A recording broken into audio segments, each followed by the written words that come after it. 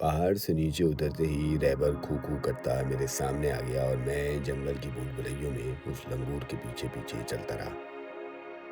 4-5 گھنٹے کی اذیت ناک مسافت کے بعد میں گرتا پٹتا اس جگہ پر پہنچ گیا جہاں رئیس بھائی نے لنگور کو ہلاک کیا تھا۔ اس جگہ سے سڑک تک پہنچنا کچھ مشکل نہ تھا۔ اس راستے کو میں اچھی طرح پہچان گیا تھا، لیکن مسئلہ سڑک تک پہنچنے کا نہ تھا بلکہ سڑک سے پڑاؤ تک پہنچنے کا تھا، اور وہاں بغیر گاڑی کے پہنچنا قطعاً ناممکن تھا، اور اس ویران سڑک پر کسی سواری کا ملنا محال تھا۔ سورج بابا نے چلتے ہوئے بتایا تھا کہ تمہیں سڑک پر گاڑی مل جائے گی۔ بس میں اس یقین دہانی کے سہارے سڑک کی طرف بڑھ رہا تھا۔ وہ لنگور واپس جا چکا تھا۔ جب میں درختوں کے جال سے نکل کر سڑک پر آیا تو میری حیرت کی انتہا نہ رہی۔ رئیس بھائی سڑک کے کنارے کھڑی جیپ میں بیٹھے اسی طرف دیکھ رہے تھے جہاں سے میں درختوں کے جھنڈ سے باہر آیا تھا۔ مجھے دیکھ کر انہیں بڑی حیرت ہوئی۔ وہ جیپ سے کود کر میری طرف لپکے۔ انہوں نے بھاگ کر مجھے گلے لگا لیا اور ڈبائی آنکھوں سے بولے، یار تم کہاں چلے گئے تھے؟ رئیس بھائی میں راستہ بھول گیا تھا، بس خیر ہو گئی کہ آپ کو زندہ سلامت نظر آ رہا ہوں، ورنہ اس جنگل میں آپ کو ہڈیاں بھی نہ ملتی۔ آؤ جلدی آؤ، گاڑی میں بیٹھو، چچا جان کا تو برا حال ہوگا۔ میں نے گاڑی کی طرف بڑھتے ہوئے رئیس بھائی سے پوچھا۔ بہت برا حال ہے ان کا، وہ خود کو مجرم تصور کر رہے ہیں، بس بار بار یہی کہتے ہیں کہ میں نے اسے اکیلا کیوں جانے دیا، اکیلا کیوں جانے دیا، کیوں اس پر اعتماد کر لیا۔ آپ یہاں بیٹھے کیا کر رہے تھے رئیس بھائی؟ تمہارا انتظار کر رہا تھا، اور کیا۔ آپ کو کیسے یقین تھا کہ میں یہاں مل جاؤں گا؟ یقین تو مجھے نہیں تھا، بس کوئی چیز مجھے یہاں کھینچ لائی۔ بار بار میرے دل میں لہر سی اٹھی تھی کہ میں اس جگہ چل کر دیکھوں، اور اس خیال نے اس قدر زور پکڑ لیا تھا کہ مجھے یہاں آنا ہی پڑا۔ غیر ارادی طور پر گاڑی ڈرائیو کرتا ہوا یہاں نکل آیا اور اس طرح انتظار کرنے لگا جیسے ابھی تم ان درختوں سے نکلنے والے ہو، اور واقعی تم یہاں سے نکل آئے۔ کچھ سمجھ میں نہیں آتا کہ یہ کیا گورکھ دھندا ہے۔ رئیس بھائی نے گاڑی اسٹارٹ کی۔ جب میں نے اس گورکھ دھندے کو حل کرنا شروع کیا اور رئیس بھائی کو جنگل میں بیتے ہوئے لمحات کی پوری جزیات کے ساتھ رودات سنا دی تو کئی جگہ انہوں نے میری آپ بیتی سنتے سنتے بریک پر پاؤں مار کر بولا، ایسا کیسے ہو سکتا ہے؟ لیکن میں نے انہیں گاڑی روکنے نہ دی اور کہا، چلتے رہیے اور میری باتیں صبر سے سنتے رہیے۔ پھر رئیس بھائی بغیر گاڑی روکے میری باتیں سنتے رہے اور حیرت سے آنکھیں پھاڑ پھاڑ کر مجھے دیکھتے رہے۔ بالآخر رسم ہوش ربا انجام کو پہنچی اور انہوں نے ایک گہری سانس لے کر آسمان کی طرف دیکھا۔ شاید وہ خدا سے ان عجائبات جنگل کے بارے میں کوئی مکالمہ کر رہے تھے۔ ہم پڑاؤ کے نزدیک پہنچ چکے تھے۔ اگر میں اچانک رئیس بھائی کو ہوشیار نہ کرتا تو منشی آج گیا تھا کام سے۔ ایک تو رئیس بھائی کی توجہ سڑک پر نہ تھی، دوسرے اس منشی کو بھی اپنی جان زیادہ عزیز نہ تھی۔ وہ اچانک ہی سامنے آ گیا۔ رئیس بھائی نے بڑی مہارت سے گاڑی بجائی اور پھر منشی پر برسنے کو تھے کہ منشی نے ایک ہولناک خبر سنا دی۔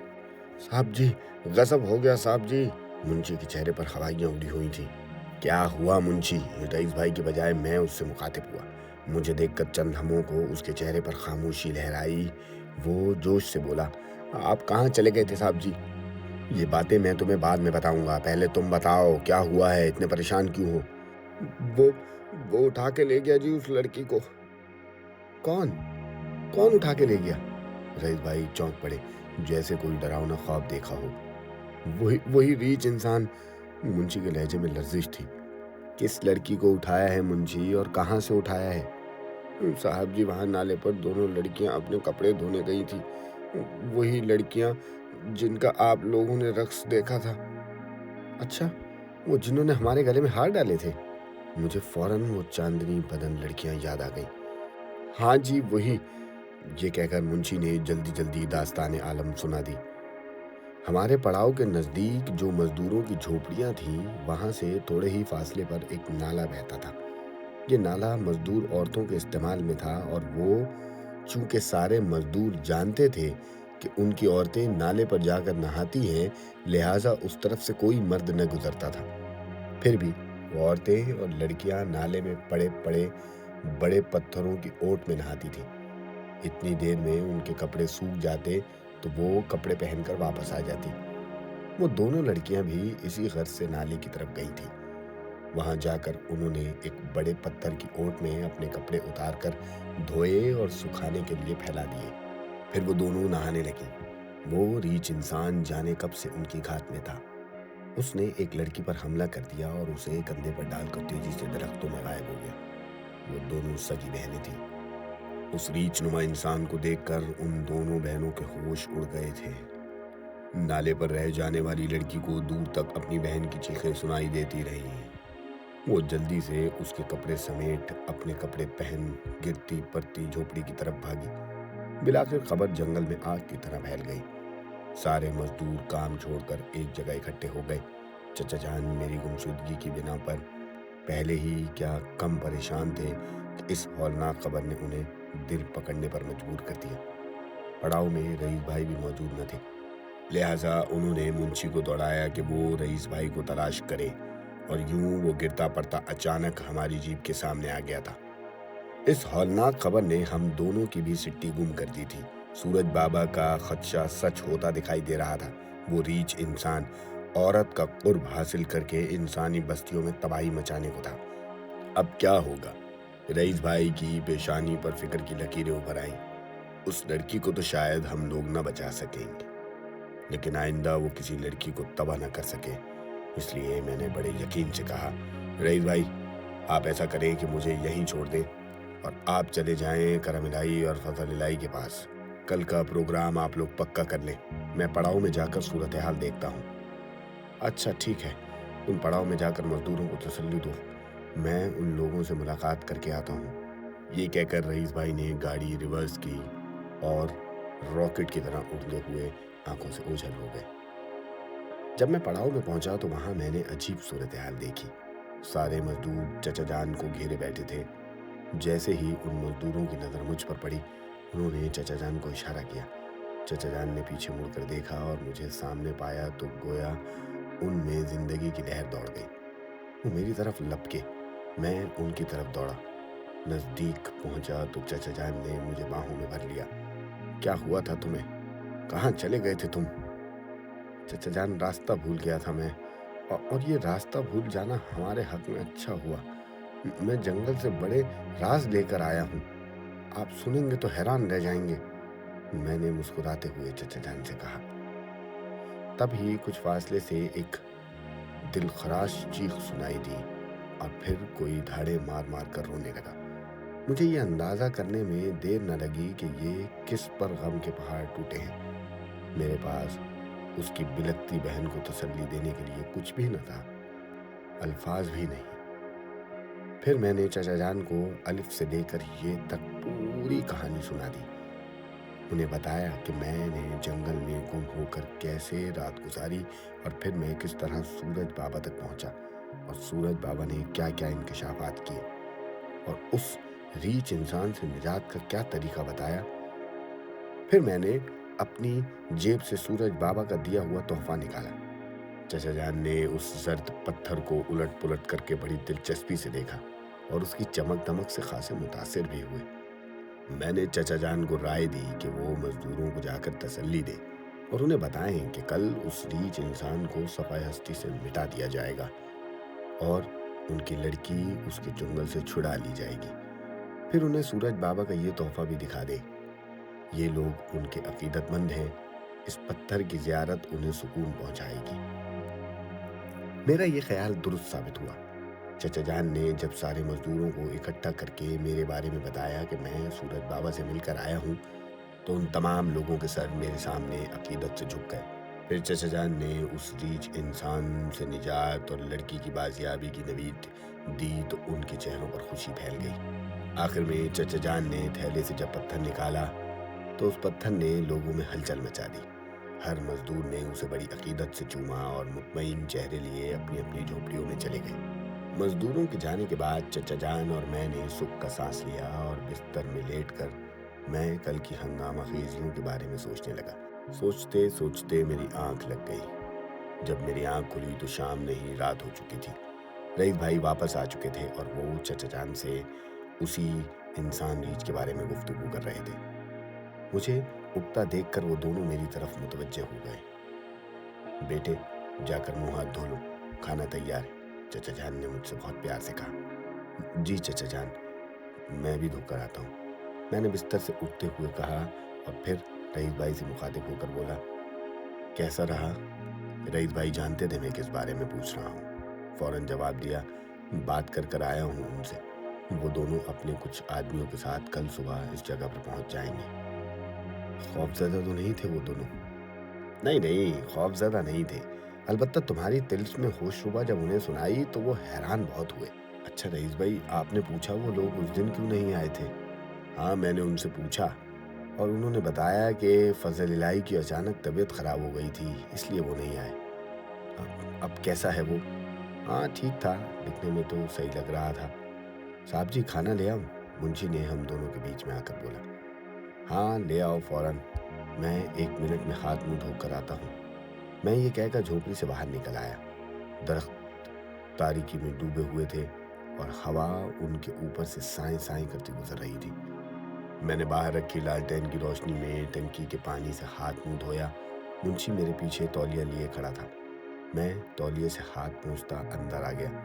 खाना खाने के बाद हम लोग बहुत देर तक बातचीत करते रहे। आने वाले कल के बारे में प्रोग्राम तय होता रहा, यहाँ तक कि आंखें नींद से बोझल होने लगी। सुबह उठते ही मैंने बंदूक संभाली और सारे ताकतवर कारतूस पट्टी में लगाए और पट्टी गले में डालकर झोपड़ी से बाहर आ गया।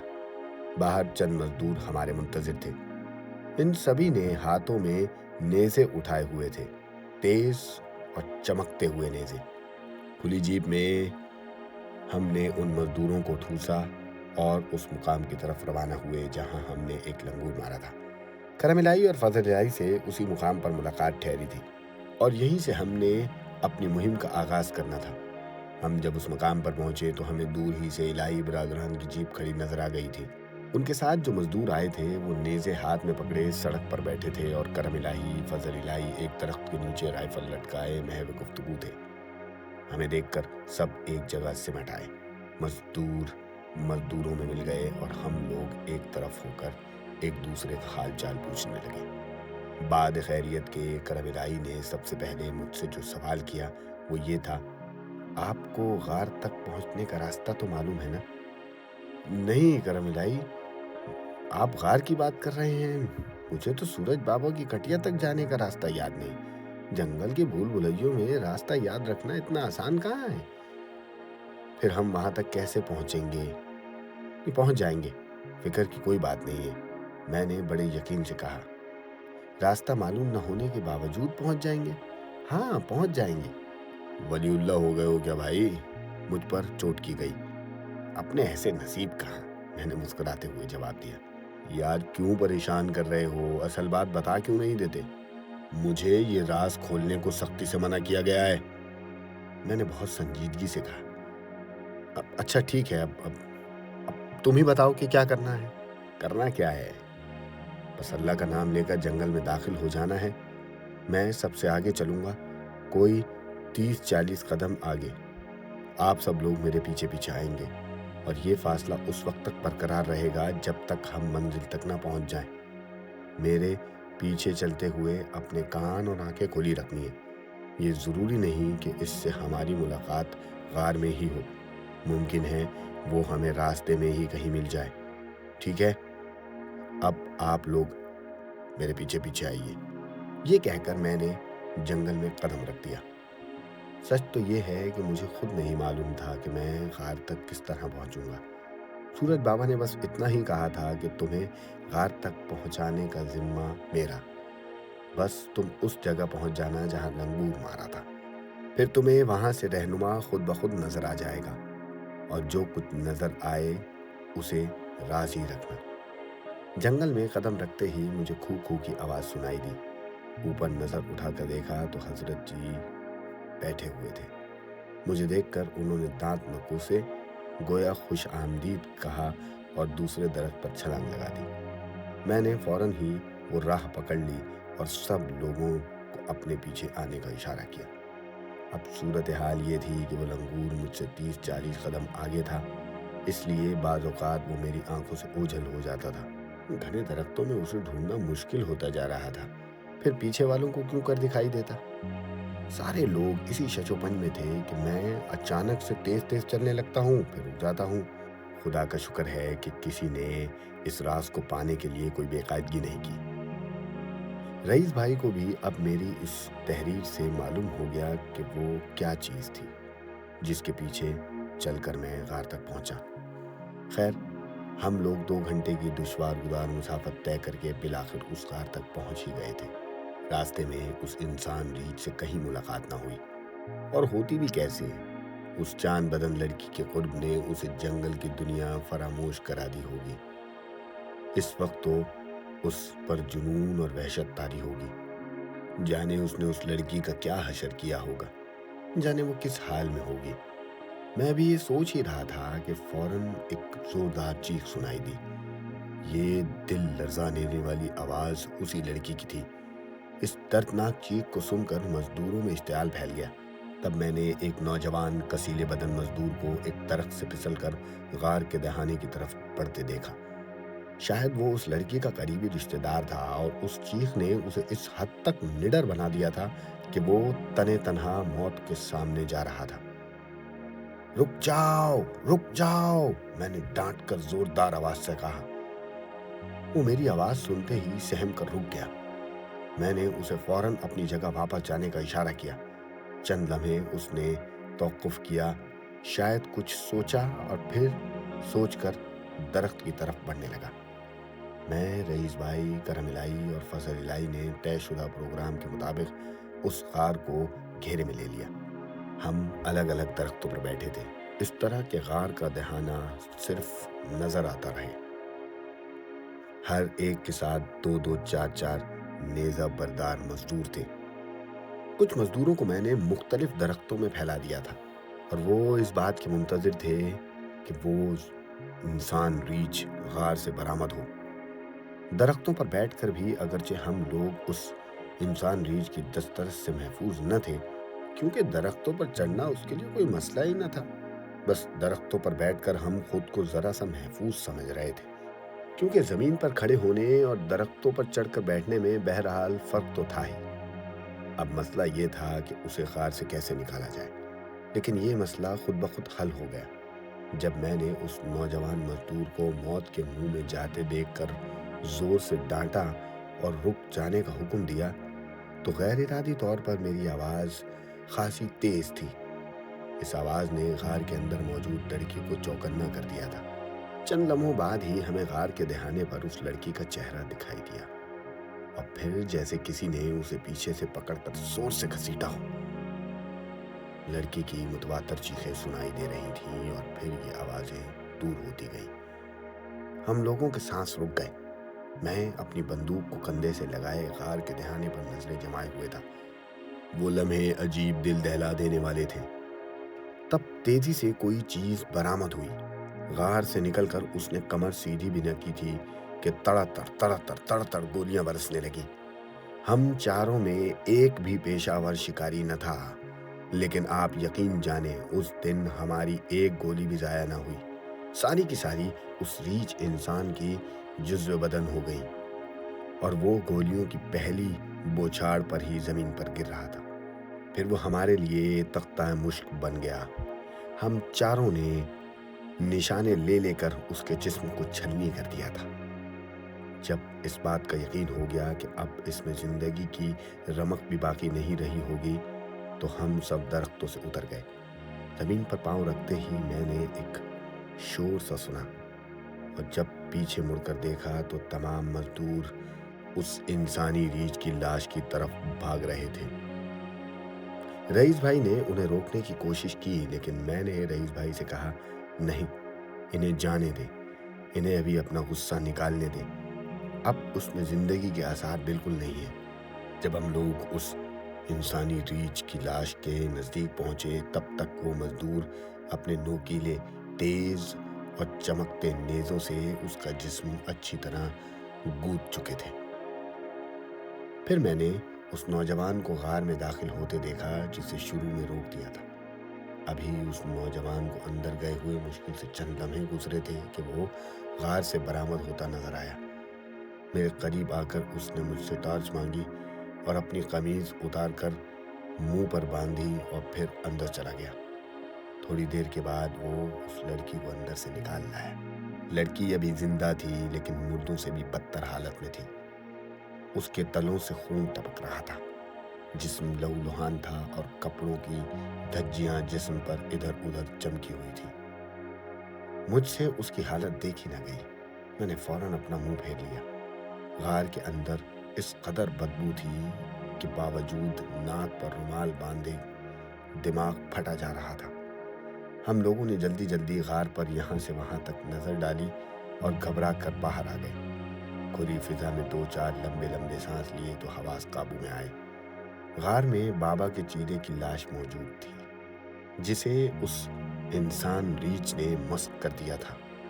بابا کے چیرے کے برابر ایک ڈھانچہ پڑا تھا۔ شاید یہ اس لڑکی کا تھا جسے ریچھ جنگل سے اٹھا لایا تھا۔ اس کے برابر ریچھ کی لاش تھی، بس بال ہی بال رہ گئے تھے۔ سورج بابا کے حکم کے مطابق میں نے اس انسان ریچھ کی لاش کو اٹھوا کر غار میں ڈلوایا اور پھر ان مزدوروں کو حکم دیا کہ وہ اس غار کو پتھروں سے بند کر دیں۔ جفاکش مزدوروں نے بہت جلد ہی یہ کام کر دیا اور یوں اس غار میں 4 لاشیں ہمیشہ کے لیے دفن ہو گئیں۔ وحشت اور انسانیت سوز حرکتوں کا ایک باب تمام ہوا۔ سب نے سکھ کا سانس لیا۔ اب ایک مسئلہ اس لڑکی کو پڑاؤ تک پہنچانے کا تھا۔ اس مسئلے کو ان مزدوروں نے خود ہی حل کر لیا۔ انہوں نے فٹافٹ بانسوں کی ایک چارپائی بنائی اور اس لڑکی کو اس چارپائی پر لٹا کر چارپائی اپنے مضبوط کندھوں پر اٹھائی اور واپس چلنے کے لیے میرے حکم کا انتظار کرنے لگے۔ میں نے آس پاس کے درختوں پر بڑی تیزی سے نظر دوڑائی لیکن اس لنگور کا دور دور تک کچھ پتہ نہ چلا۔ میں لنگور کے بغیر 40 قدم بھی جنگل میں نہیں چل سکتا تھا۔ مجھے تذبذب کے عالم میں دیکھ کر رئیس بھائی نے پوچھا، کیا مسئلہ ہے؟ اب واپس چلیں؟ مجھے تو راستہ یاد نہیں رئیس بھائی۔ میری بات سن کر کئی مزدوروں نے بیک وقت کہا کہ راستے کی آپ فکر نہ کریں، ہم آپ کو گاڑیوں تک پہنچائیں گے، ہمیں راستہ یاد ہے۔ ارے بھائی پھر انتظار کیسا؟ چلو اب یہاں سے چلیں۔ میں نے کوچ کا اعلان کیا اور یوں ہمارا قافلہ واپس اپنی منزل کی طرف بڑھنے لگا۔ ان مزدوروں کو واقعی وہ راستہ یاد تھا، اور کیوں نہ ہوتا، ان کی زندگی ہی جنگلوں میں گزری تھی۔ وہ جنگل کی رگ رگ سے واقف تھے۔ واپسی پر انہوں نے کئی جگہ سے شارٹ کٹ نکالے، جس کی وجہ سے ہم نے 2-2.5 گھنٹے کی مسافت کو 1 سے 1.5 گھنٹے میں طے کر لیا تھا۔ ہماری گاڑیاں سڑک پہ بحفاظت کھڑی تھی۔ طے یہ ہوا کہ اس زخمی لڑکی کو پڑاؤ پر لے جانے کے بجائے مزدوروں کی بستی پہنچایا جائے، وہاں سے فوری طور پر طبی امداد مل سکتی ہے۔ یہ کام فضل الہی اور کرم الہی کے سپرد کیا گیا تھا کہ وہ لڑکی کو بستی میں چھوڑ کر اپنے علاقوں کو واپس چلے جائیں گے۔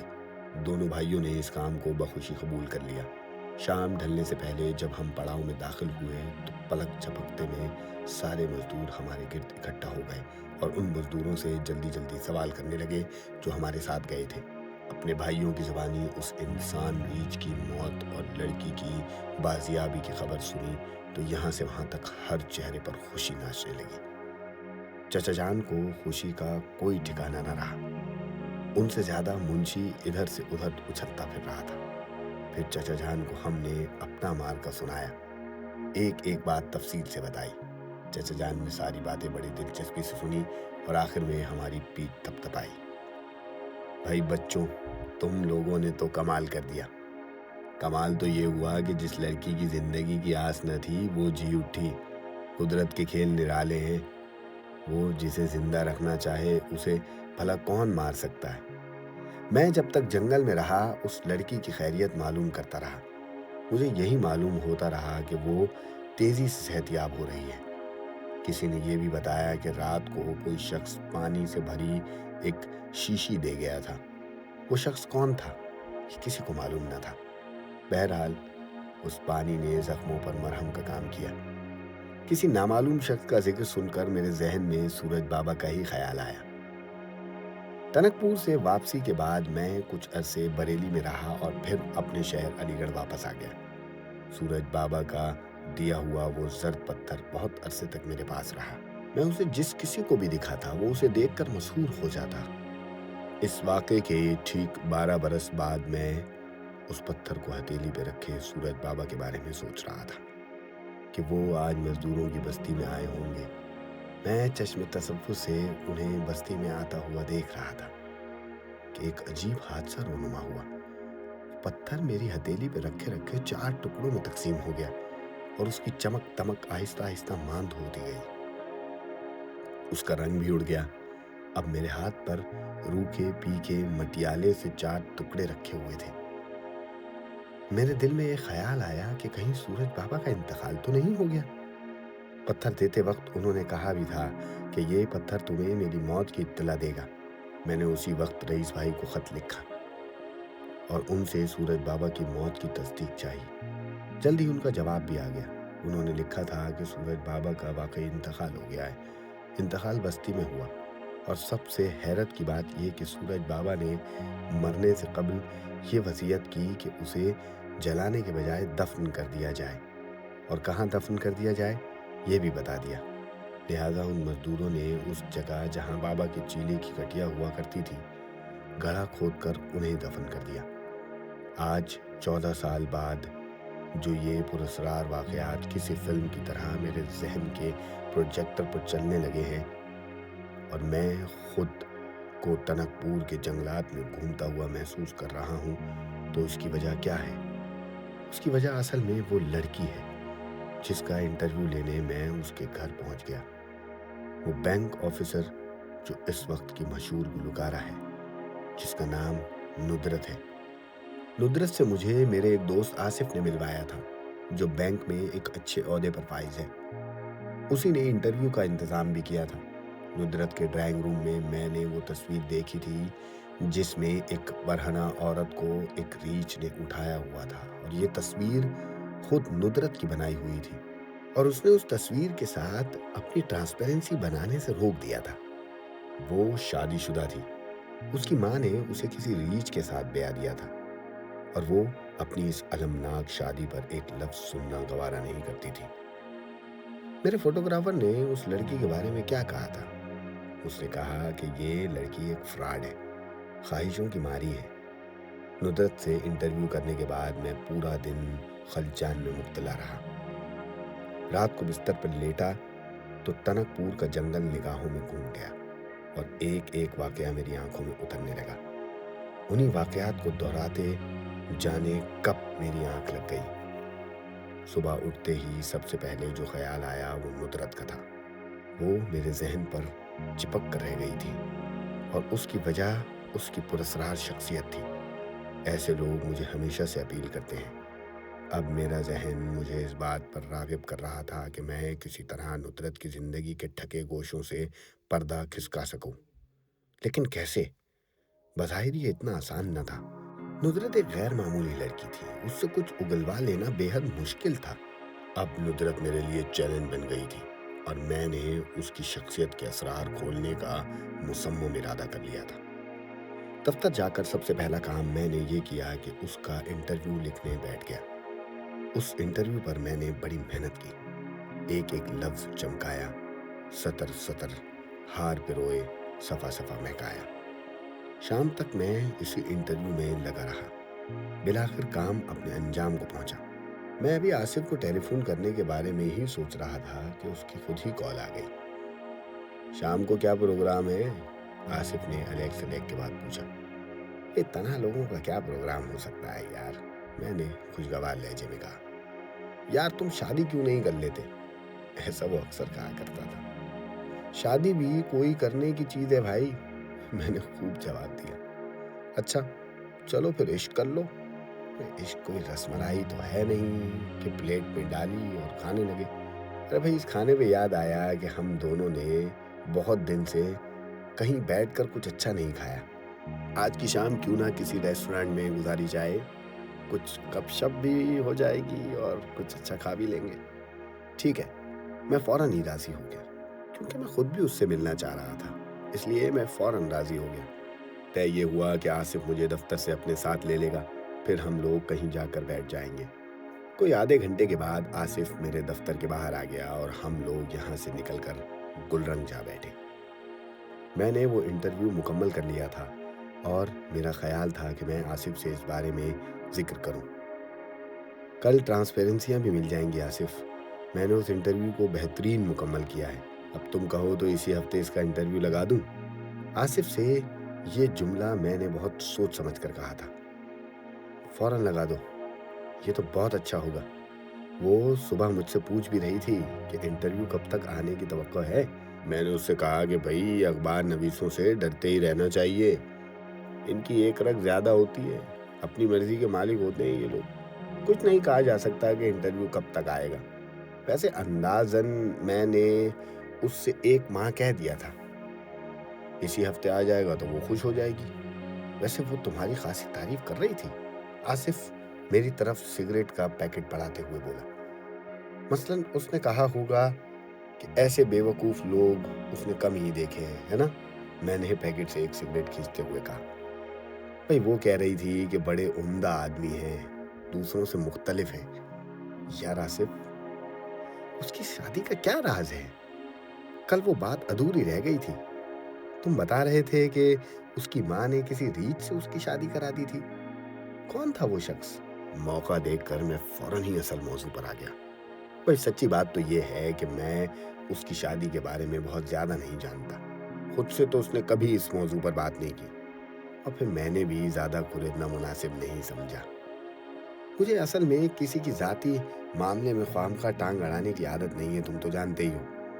ایک آدھ بار ہی اس سے اس موضوع پر بات ہوئی ہے، بس اس نے اتنا ہی بتایا کہ اس کا شوہر ایک برے کردار کا مالک تھا، انتہائی سخت مزاج، ریچھ جیسا، نبھا نہ سکا اور وہ طلاق لے کر اپنے گھر آ گئی۔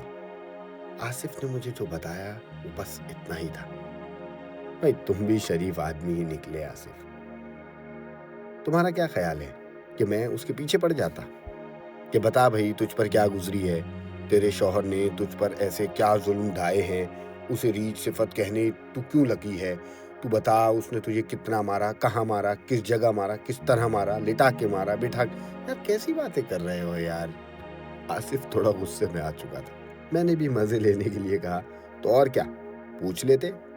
میرا جواب سن کر آصف نے سگریٹ کا ایک کہرا کش لیا اور میز پر دھواں چھوڑتے ہوئے بولا، یار ایک بار میں نے کوشش کی تھی کہ اس المناک موضوع پر اس سے کچھ اگلوا لوں تو اس نے بڑی سنجیدگی سے مجھے روک دیا تھا، اور پھر چند لمحوں بعد مسکراتے ہوئے کہا تھا کہ میرا تم سے شادی کرنے کا کوئی ارادہ نہیں ہے۔ ارے بڑی عجیب بات کہی اس نے، بعض اوقات وہ ایسی ہی باتیں کرتی ہے، کچھ خودکشی سی ہے وہ، آصف نے چائے میں چمچہ گھماتے ہوئے کہا۔ پھر کیا کرنا چاہیے آصف؟ کاہے کا کیا کرنا چاہیے یار، تم تو اس کے پیچھے ہی پڑ گئے ہو۔ میں پیچھے نہیں پڑا ہوں، بس جاننا چاہتا ہوں کہ ندرت کی شادی کے راز سے کیسے پردہ ہٹے گا۔ یار یہ یکایک تمہیں اس سے اتنی دلچسپی کیوں ہو گئی ہے؟ بھائی مجھے اس میں کوئی دلچسپی نہیں ہے، ان واقعات سے مجھے دلچسپی ہے جن کے بارے میں وہ زبان نہیں کھولنا چاہتی۔ تم ایسا کرو، اس سے دوستی کر لو، ممکن ہے وہ تمہیں سب کچھ بتا دے۔ ضروری تو نہیں ہے، تم بھی آخر اس کے دوست ہی ہو نا، اس کے بارے میں آج تک 2 جملوں سے زیادہ نہ جان سکے۔ پھر بات آگے نہ بڑھ سکی، آگے بڑھتی بھی تو کیا ملتا، آصف کو اس کی زندگی کے بارے میں کچھ بھی معلوم نہ تھا۔ طارق کے اچانک ہماری میز پر ٹوٹ پڑنے سے ندرت کا سلسلہ ہی منقطع ہو گیا۔ طارق ہم دونوں کا مشترکہ دوست تھا، میرے دفتر کے چپراسی سے اسے پتہ چل گیا تھا کہ میں آصف کے ساتھ نکلا ہوں، پھر اس کا ہمیں ڈھونڈ نکالنا اتنا مشکل نہ تھا، اور اب اس کی موجودگی میں کسی سنجیدہ موضوع پر بات کرنا محال تھا۔ ندرت کا انٹرویو میں نے اس کی کئی ٹرانسپیرنسیوں کے ساتھ نمایاں انداز میں اسی ہفتے شائع کر دیا۔ اب میں آصف کے ٹیلی فون کا بے چینی سے منتظر تھا، میں اس کی زبانی اس انٹرویو کے بارے میں ندرت کی رائے سننا چاہتا تھا۔ دوپہر تک جب خلاف توقع اس کا ٹیلی فون نہ آیا تو میں نے اسے رنگ کیا، معلوم ہوا کہ وہ آج بینک آیا ہی نہیں ہے۔ پھر سوچا ندرت سے براہ راست بات کروں، مگر کچھ سوچ کر رک گیا۔ दूसरे दिन जब मैं दफ्तर पहुंचा तो मालूम हुआ कि आसिफ का कई बार टेलीफोन आ चुका है। मैंने फौरन ही उसका नंबर घुमाया। हाँ भाई आसिफ, यार एक बुरी खबर है। खैर तो है, क्या हुआ? यार नुसरत अस्पताल में है, उसने ख्वाबावर गोलियां खा ली हैं। उसने खुदकुशी की कोशिश की? ये सुनकर मेरे हवास उड़ गए थे। आगे नुसरत के साथ क्या हुआ, वो अस्पताल में बची कि नहीं, उसने ख्वाबावर गोलियां क्यों खाई थी, इन सारे सवालों के जवाबात हमें इस कहानी के अगले हिस्से में ज़रूर मिल जाएंगे। जब तक के लिए आप मेरे चैनल को सब्सक्राइब कीजिए, मेरे वीडियोस को लाइक कीजिए और अपने दोस्तों के साथ शेयर ज़रूर कीजिएगा। कमेंट कर अपने कीमती फीडबैक से मुझे ज़रूर हमकिनार किया कीजिए, क्योंकि आपके इस अमल से मुझे महसूस होगा कि मैं आप लोगों के साथ ताल्लुक़ बनाने में कामयाब हो रहा हूँ। अपने आसपास के लोगों से ढेर सारा प्यार कीजिए। मुझे अपनी दुआओं में याद रखिए। अल्लाह हाफ़िज़।